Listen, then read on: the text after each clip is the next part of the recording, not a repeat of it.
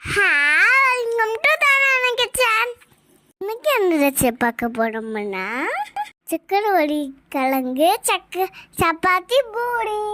டேஸ்டியான செம்ம ஹெல்தியா ரெசிபி. வாங்க போய் செய்ய பார்க்கலாம்.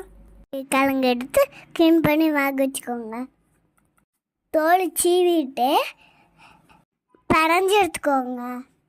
பிள்ளை கொத்தமல்லி தலை எல்லாம் போட்டுக்கோங்க. ஒரு வெங்காயம் கப்பனி எடுத்துக்கோங்க.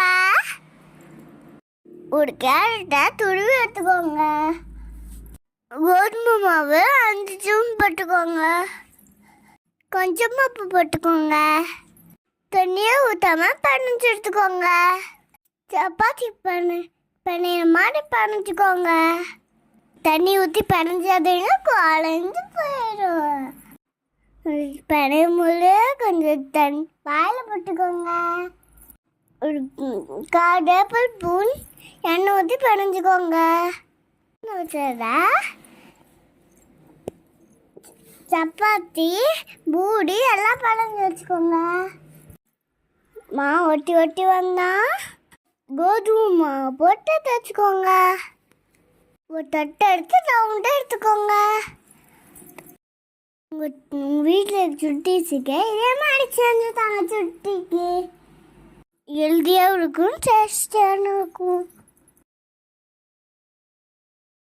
சுட்டிஸ் நீங்களும் குடும்பம் பண்ணாமல் சாப்பிடுங்க.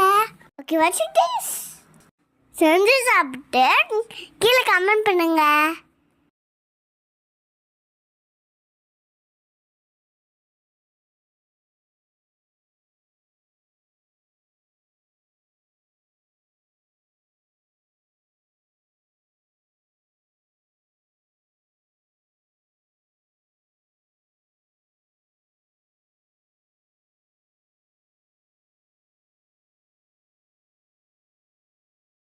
தோசைக்கல் அடுப்பு வச்சு நெய் தடவிக்கோங்க.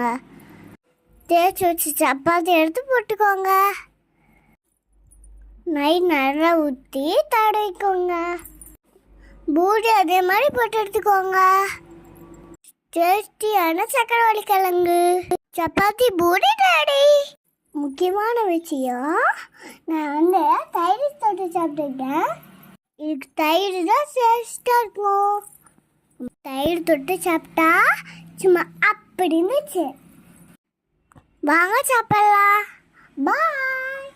லைக் பண்ணுங்க, கமெண்ட் பண்ணுங்க, மறக்காம சப்ஸ்கிரைப் பண்ணுங்க. பாய் பாய் சுட்டீஸ்.